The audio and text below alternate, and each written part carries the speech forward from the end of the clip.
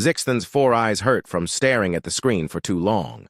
The blue alien rubbed his temples with his thin fingers and looked at the data again. Something was very wrong with the galactic maps. For 300 years, Zixthan had worked as a senior cartographer for the Galactic Survey Corps. His job was simple: keep the star maps correct and updated. Every ship in the galaxy used these maps to travel safely between worlds. One mistake could send a ship into a black hole or crash into a planet. But today, Zixthan found something that made no sense at all. The star system called Sol appeared twice in the database. The third planet had 2 completely different entries. The first entry made Zixthan's skin turn pale blue with fear. Sol 3, Class 15, Deathworld, Extreme Hazard, Avoid at all costs, planet inhabited by death-immune demons. Toxic atmosphere, deadly wildlife, impossible survival conditions, no contact recommended. Survey team 7 casualties, 12 wounded, 3 dead from exposure to local environment. Zixthan had seen Class 15 Deathworld warnings before. These were the worst planets in the galaxy, places where even the air could kill you. Most species avoided them completely. Only the bravest military scouts ever went near such worlds, and they usually died trying. But the second entry was completely different. Terra, Nursery World, protected sanctuary for developing sapients. Species shows exceptional promise for galactic citizenship.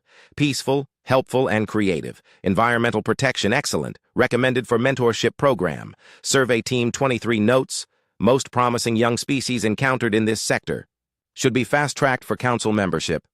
Nursery worlds were special. The Galactic Council protected them carefully. Young species on nursery worlds got help, guidance, and protection while they learned about the galaxy. Only the kindest and most peaceful species ever got this classification. Zixthan checked the coordinates 3 times. Both entries pointed to exactly the same planet. Same star system, same orbital position, same planet. But one called it a hellish death world full of monsters, while the other called it a peaceful sanctuary full of promise. This has to be a mistake, Zixthan said to himself. He pulled up the filing dates.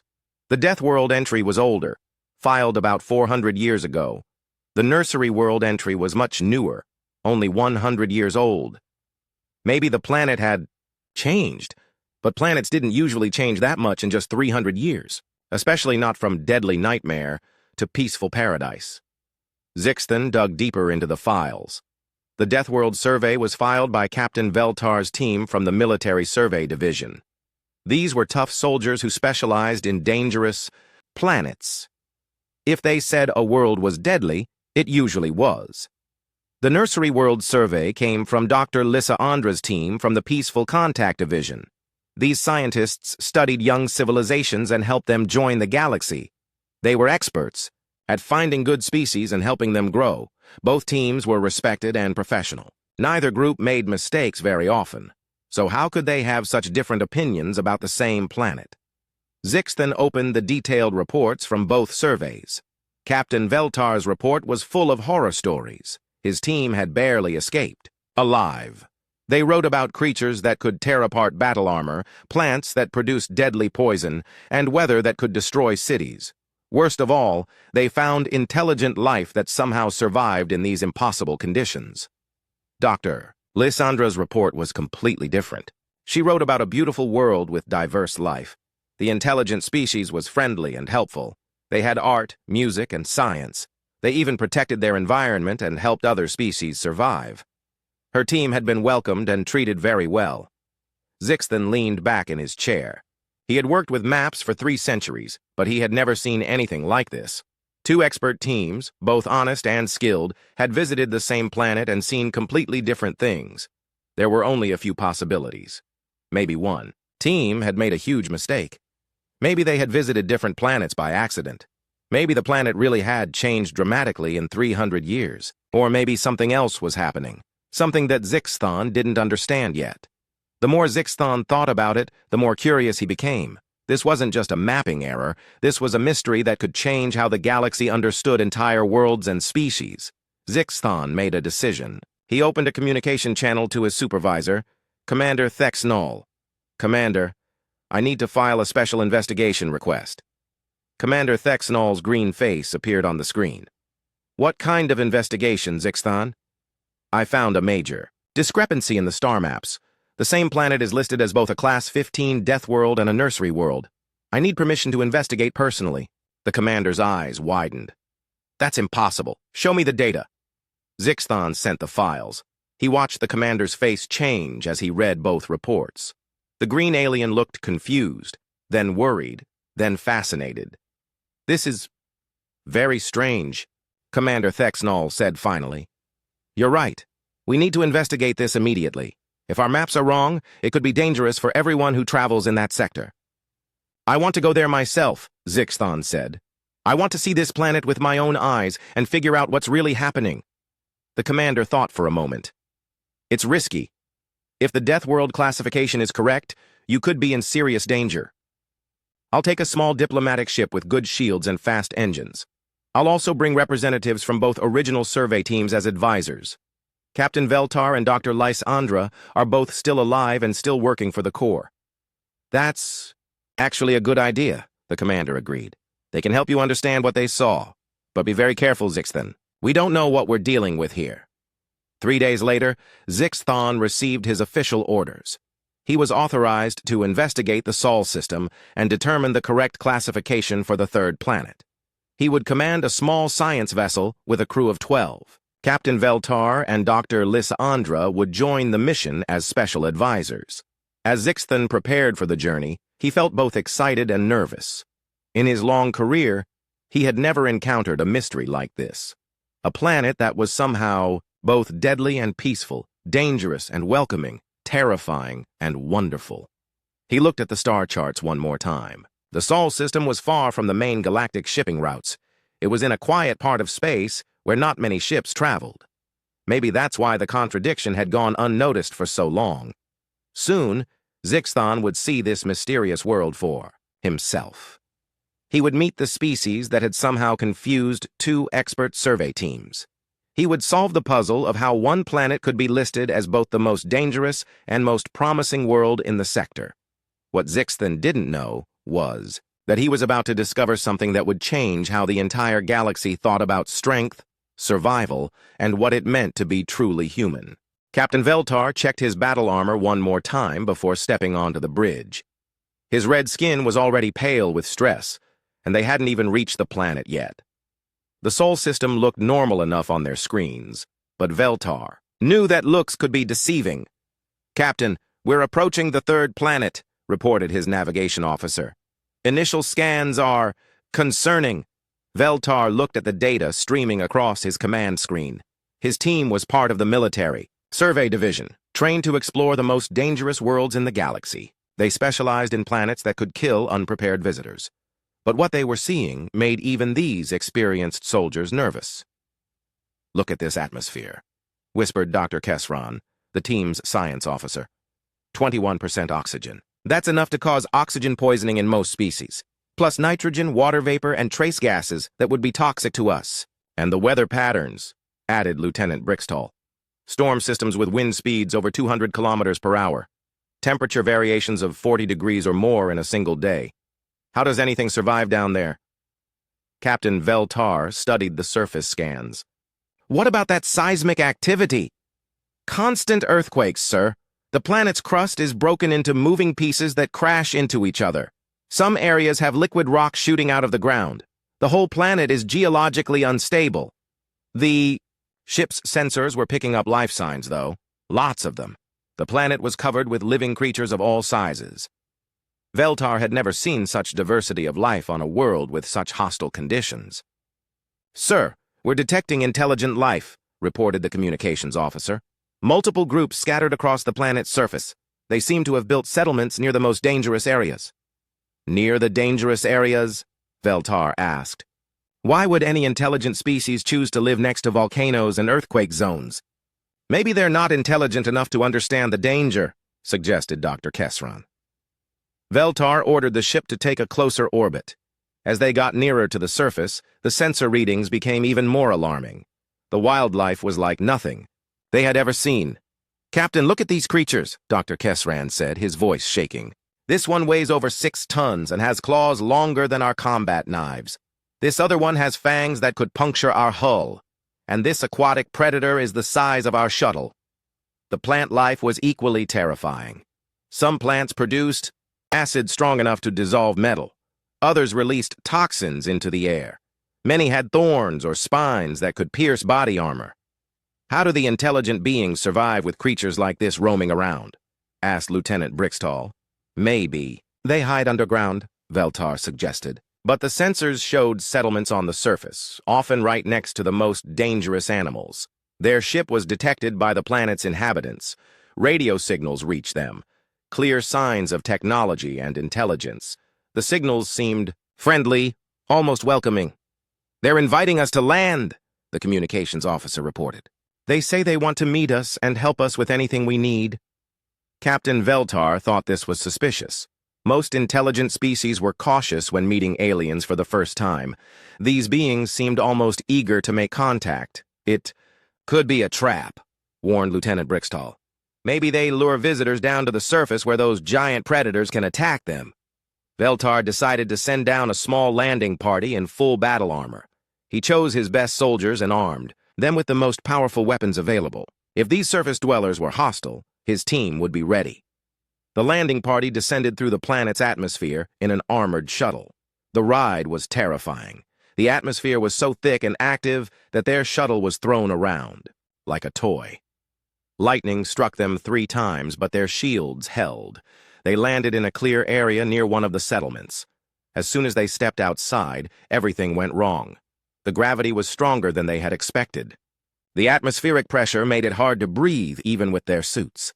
The air composition immediately triggered danger warnings on their equipment, but worst of all, the local inhabitants came running toward them. "Hostile approach!" shouted Sergeant Nixtall. "Multiple contacts moving fast." The aliens approaching them looked like nightmares. They were tall and moved on only 2 legs, which seemed impossible for their size. They had no natural armor, no claws, no fangs, but somehow they lived on this death world. Their faces showed strange expressions that the soldiers couldn't understand. "Welcome," one of the creatures called out in their own language, which the universal translator struggled to process. "Are you okay? Do you need help?" This confused the landing party. The creatures weren't attacking. Instead, they seemed concerned about the visitors' welfare. "We're fine," Captain Veltar responded carefully, through his translator. "We're here to study your world." "Great," the creature said. "I'm John. This is Mary, and that's Michael. We're excited to meet you. You must be tired from your long journey. Can we offer you some food and water?" The soldiers exchanged nervous glances. Food and water from a death world would probably be toxic. "We have our own supplies," Veltar said diplomatically. "Oh, okay," John replied. "Well, if you change your mind, we have fresh bread, clean water, and some beer we brewed ourselves." Beer? These creatures consumed alcohol for pleasure? Alcohol was a poison that most galactic species used only for sterilizing equipment. As the day continued, the situation became more confusing and terrifying. The humans, as they called themselves, seemed completely unaware of how dangerous their world was. They walked around without any protection, while massive predators roamed nearby. They drank water directly from natural sources that would kill most species. They ate plants that were clearly toxic. One human child came running up to the aliens, chasing what the soldiers recognized as a venomous predator. The child caught the creature, which could have killed an adult Veltar, and held it gently. "Look," the child said happily. "I found a pretty snake." The humans laughed and told the child to put the snake back where it belonged. They treated the deadly creature like it was harmless. Later, Sergeant Nixtell's suit malfunctioned. The environmental seals failed, and he was exposed to the planet's atmosphere. The soldiers prepared for the worst. Atmospheric poisoning usually killed within minutes. Instead, the humans immediately surrounded Nixtall with concern. They brought him what they called fresh air and clean water. They gave him food and wrapped him in soft materials. They seemed genuinely worried about his health. The worst part was that their help was making things worse. The water was full of microorganisms that would be deadly to most species. The food contained substances that were toxic to Nixtall's people. The fresh air was burning his lungs, but the humans didn't understand this. They thought they were helping. When Nixtal got sicker, they brought more of their poisonous remedies. When he tried to refuse, they looked hurt and confused. "We're just trying to help," Mary said sadly. "Is there something wrong with our food?" The landing party had to retreat to their shuttle before Nixtal died from the humans' kindness. As they lifted off, Veltar looked down at the settlement. The humans were standing outside, waving goodbye. They still looked friendly and concerned. Back on the ship, the medical team worked frantically to save Nixtal's life. Dr. Kesran ran tests on everything the humans had offered them. Every single substance was toxic to some degree. "The water alone contains enough bacteria to wipe out our entire crew," Dr. Kesran reported. "The food has chemical compounds that would shut down our nervous systems, and that beer they mentioned, it's basically liquid poison." Captain Veltar wrote his report that night. His hands shook as he typed, "Sol 3 is a Class 15 death world of the highest order. The planet is geologically unstable with extreme weather and toxic atmosphere. Wildlife consists of massive predators and poisonous plants. Most disturbing of all, the intelligent inhabitants appear to be death-immune demons who have adapted to impossible survival conditions. They consume deadly toxins for nourishment and recreation. They handle venomous predators as pets. They seem friendly, but their attempts to help visitors will result in death. All contact should be avoided. The species appears to be indestructible by any natural means."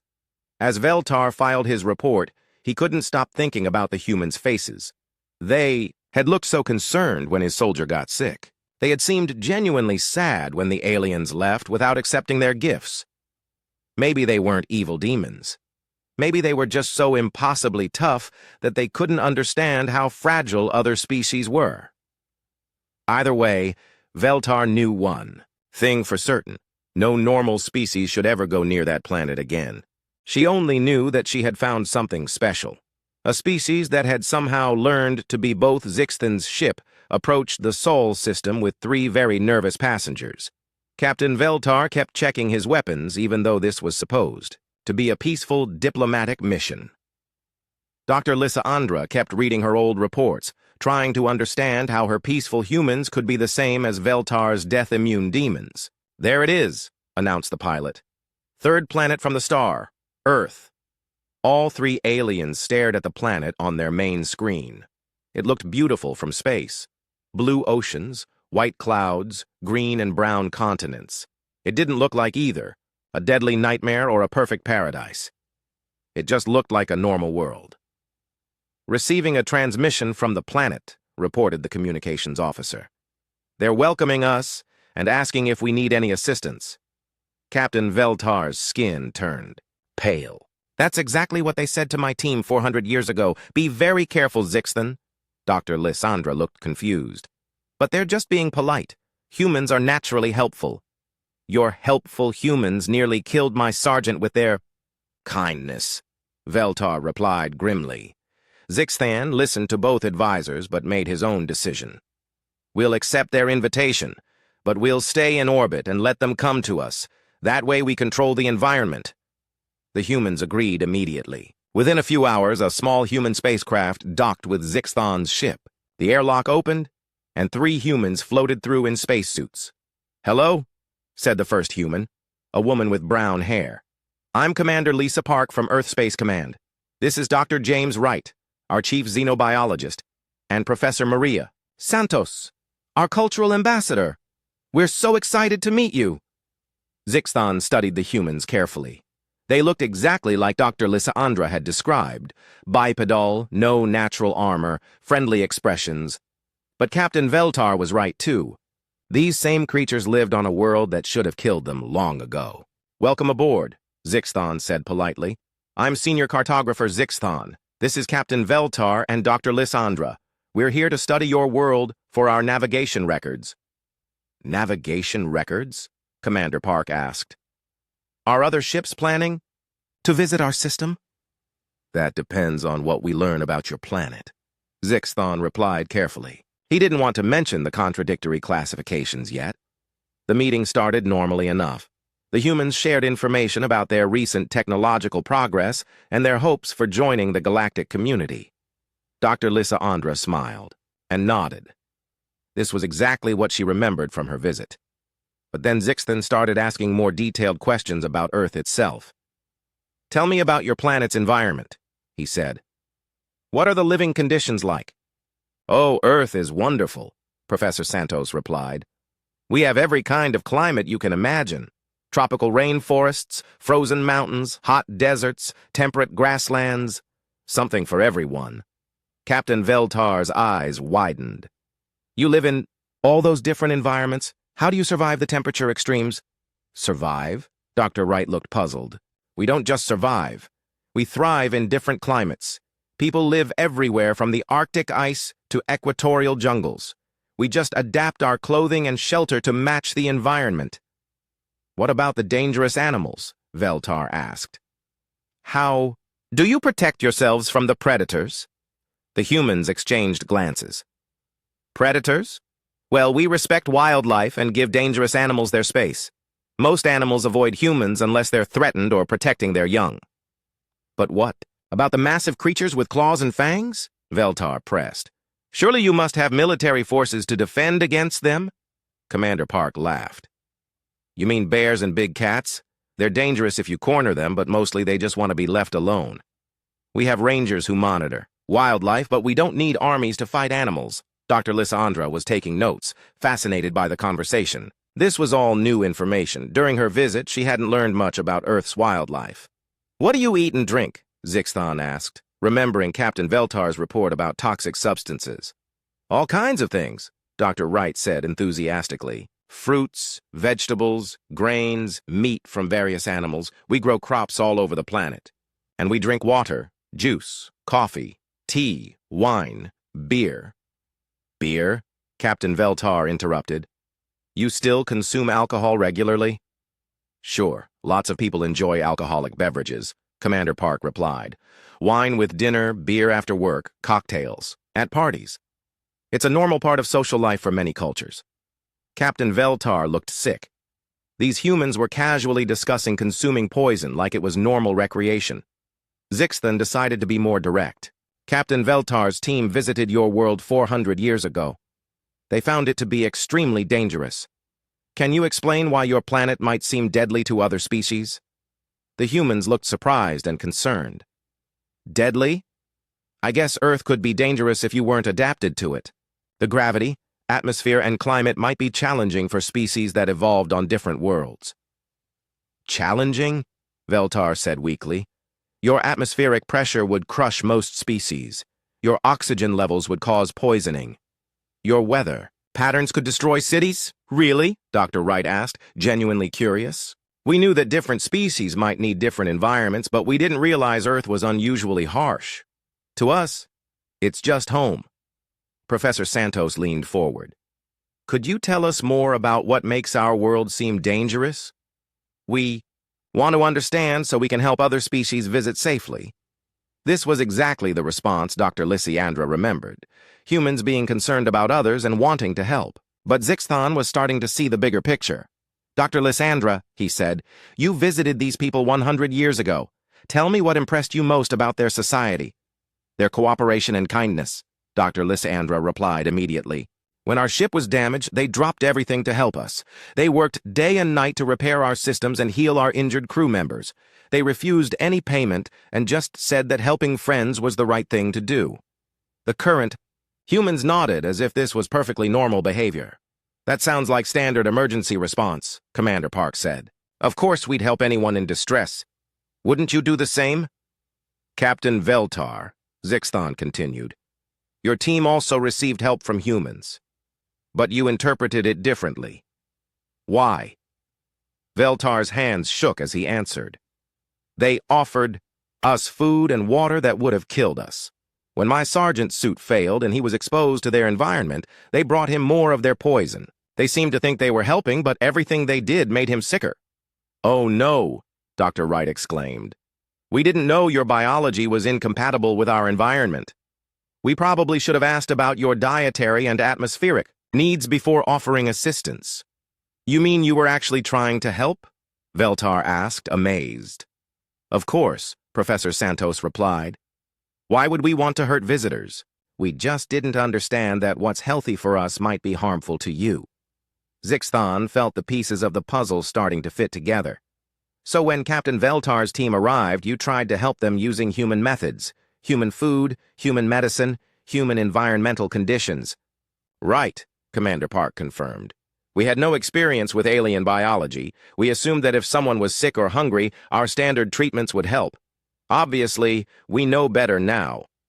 And when Dr. Lysandra's team was injured, Zixthon continued, "You studied their biology first and developed treatment specifically for their species." "Exactly," Dr. Wright said. "By then we had learned from earlier mistakes. We knew we needed to understand alien physiology before we could provide proper medical care." The room fell silent as everyone absorbed this information. Captain Veltar stared at the humans with a mixture of amazement and embarrassment. "You weren't trying to poison my sergeant," he said slowly. "You were trying to save his life using the only methods you knew." "We're so sorry," Professor Santos said sincerely. "We never meant to cause harm. We just wanted to help." Dr. Lysandra was equally amazed. "And you weren't unusually peaceful when I visited. You're always like this. You help anyone who needs it, whether they're human or alien." "That's just basic decency," Commander Park replied. "Isn't that normal everywhere?" Zixthon looked at his two advisors, then back at the humans. "I'm beginning to understand the confusion. Captain Veltar, your team saw humans surviving in impossible conditions and offering deadly substances as gifts. Dr. Lysandra, your team saw humans risking their safety to help strangers and refusing payment for their assistance. You were both right. But how is that possible?" Dr. Lysandra asked. "Because," Zixthon said, looking directly at the humans, "you're both incredibly tough and incredibly kind. You've adapted to survive in conditions that would kill most species, but you've never lost your compassion for others. You don't realize how unusual that combination is." The humans looked at each other, clearly confused by this assessment. "We're not particularly tough," Dr. Wright protested. "We're just ordinary people living ordinary lives." Zixthon smiled. The mystery was finally making sense. 3 months later, the Grand Chamber of the Galactic Council buzzed with excitement. Representatives from hundreds of species filled the enormous hall, all eager to hear about the Sol System investigation. Never before had the Council needed to resolve such a strange classification dispute. Zixthon stood at the central podium, his report ready. Captain Veltar and Dr. Lysandra sat at the advisory table, no longer confused, but still amazed by what they had learned. At the special guest table, Dr. Sarah Chen represented humanity as their first official galactic ambassador. "Honored council members," Zixthon began, "we have solved the mystery of why Earth appears in our database as both a Class 15 death world and a nursery world. The answer will challenge how we understand survival, strength, and civilization itself." The chamber fell silent. Council Speaker Thrixnol, an ancient being from the first species to achieve space travel, gestured for Zixthon to continue. 400 years ago, Captain Veltar's team encountered humans during what they call their medieval period. The captain and his soldiers saw beings who survived impossible conditions while remaining friendly to dangerous strangers. From their perspective, humans were indestructible demons living in hell. Murmurs rippled through the chamber. Many species had heard stories about the terrifying death world demons of Sol 3. 100 years ago, Dr. Lysandra's team met humans who had achieved spaceflight. The doctor and her scientists saw beings who risked their lives to help strangers and refused payment for their assistance. From their perspective, humans were compassionate angels living in paradise. More murmurs, this time from species who had heard about the promising young civilization of Terra. "Both teams were completely correct," Zixthon announced. "Humans are simultaneously the toughest and kindest species we have ever encountered." Dr. Chen stood up at her table. "May I address the council?" Speaker Thrixnol nodded. "The council recognizes Ambassador Chen of Earth." Dr. Chen walked to the podium with quiet confidence. She was small compared to most of the alien representatives, but her presence filled the huge chamber. "Thank you for allowing me to speak," she began. "I want to help you understand something that confuses many species about humanity. We don't see ourselves as particularly tough or particularly kind. We're just trying to live good lives and help each other survive. She activated a holographic display showing images of Earth. Our planet has taught us that survival and compassion aren't opposites. They're partners. We learned to be strong because we had to be. But we also learned that strength shared with others is more powerful than strength used alone. The images showed humans in various environments. Arctic researchers helping each other through blizzards, desert nomads sharing water with strangers, mountain climbers risking their lives to rescue injured companions. When Captain Veltar's team visited us, we tried to help them the only way we knew how. We shared our food, our water, and our shelter. We didn't understand that what keeps us alive might harm other species. We're sorry we caused pain when we meant to provide comfort. Captain. Veltar stood up in the advisory section. Ambassador Chen, may I respond? Dr. Chen nodded. Of course, Captain. My team and I owe you an apology, Veltar said, his voice carrying clearly through the chamber. We saw your strength and assumed you were dangerous. We saw your differences and assumed you were hostile. We were wrong. You were trying to save my sergeant's life using the only methods you knew. And we learned from that experience, Dr. Chen replied. When Dr. Lysandra's team visited us, we knew to study their biology first. We knew to ask about their needs before offering our solutions. That's how we've always approached problems. We try, we learn, we improve. Dr. Lysandra also stood. Ambassador Chen, your people didn't just help my crew when we were in danger. You helped us understand that kindness and competence can exist together. You showed us that a species can be both advanced and humble. We learned as much from you as you did from us, Dr. Chen said. Meeting your people taught us that the universe is full of different ways of living and thinking. That made us better at helping others. Speaker Thrixnall spoke from the high platform. Ambassador Chen, the Council must make a decision about your planet's classification. Do you understand why this matters? I think so, Dr. Chen replied. Deathworld classification means other species will avoid us, thinking we're dangerous. Nursery world classification means other species will protect us, thinking we're fragile. Both classifications would be based on misunderstanding who we really are. Then what classification would you suggest? Asked Council Member Vexra, a diplomat known for her wisdom. Dr. Chen thought for a moment. We don't want other species to fear us or to treat us like children. We want to be partners. We want to help when we can and ask for help when we need it. We want to learn from other species and share what we've learned. She gestured to the images still floating above the podium. Earth is challenging, and humans are adapted to those challenges, but we're not monsters, and we're not helpless. We're just people trying to do our best with what we have. Zixthon returned to the podium. The investigation team recommends a new classification for Earth. We propose designating it as a Class 15 Nursery Deathworld, the first planet to receive this dual classification. The chamber erupted in surprised voices. Many species had never heard of a dual classification. The planet remains dangerous to most species, Zixthan explained. The environment, wildlife, and atmospheric conditions require serious precautions for visitors. However, the inhabitants have demonstrated exceptional potential for galactic citizenship. They deserve protection and guidance as they develop their role in the galactic community. Speaker Thrixnall called for order. This is an unprecedented proposal. Council members may now ask questions. Council Member Drixton, a military representative, stood first. If humans are as tough as described, why do they need protection? Dr. Chen answered. We're tough in our own environment, but we're new to galactic society. We need guidance to avoid mistakes that could hurt us or others. We're strong enough to survive on Earth, but we're still learning how to be good galactic citizens. Council Member Isara, a cultural specialist, asked the next question. If humans are as kind as described, why should other species fear them? Captain Veltar answered this time. Because kindness without understanding can be dangerous. Humans will always try to help, but they might not know the right way to help different species. They need time to learn about galactic diversity. The questions continued for hours. The Council examined every aspect of human society, from their environmental management to their conflict resolution methods. They studied human art, music, and philosophy. They reviewed detailed biological and psychological profiles. Finally, Speaker Thrixnall called for the formal vote.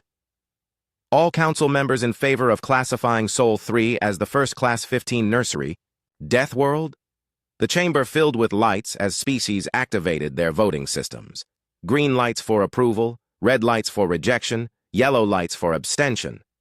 When the counting finished, the result was overwhelming. 847 votes in favor, 23 against, 156 abstentions. The motion passes, Speaker Thrixinol announced. Earth is hereby classified as a Class 15 Nursery Deathworld. Navigation warnings will advise caution when approaching the system, but the planet and its inhabitants are granted protected status and fast-track consideration for full council membership. The chamber erupted in cheers from most species. Dr. Chen wiped tears from her eyes as representatives came forward to congratulate her. Later, as the crowd dispersed, Zixthan found himself standing with his 2 advisors and the human ambassador. So, what happens now? Dr. Chen asked. Now the real work begins, Dr. Lysandra replied. We'll help your people establish formal diplomatic relations with other species. We'll share technology and knowledge that can help you explore the galaxy safely. And we'll make sure other species understand what makes humans special. Captain, Veltar added, your strength isn't just physical, it's moral. You've learned to be tough without becoming cruel. Zixthan nodded in agreement. The galaxy needs what humanity offers. We have many strong species and many kind species, but few that are both. You can teach us how strength and compassion work together, Dr. Chen smiled. We're looking forward to learning from all of you, too. That's what humans do best. We adapt, we learn, and we help each other grow. As they walked toward the exit, Zixthan reflected on the investigation that had brought them all together. He had started with a simple mapping error and discovered something that would change galactic civilization forever. Earth would appear in the star charts with a unique symbol, a warning wrapped in a welcome, a caution combined with an invitation. Ships approaching the Sol system would know they were entering the territory of a species unlike any other in the galaxy. The humans had shown everyone that survival and kindness weren't opposites, but partners. They had proven that a species could be adapted to harsh conditions without becoming harsh themselves. They had demonstrated that strength shared was stronger than strength hoarded. Most importantly, they had taught the galaxy that the most remarkable thing about humanity wasn't their ability to survive in impossible conditions. It was their determination to remain human while doing so. The galactic map would never be the same, and neither would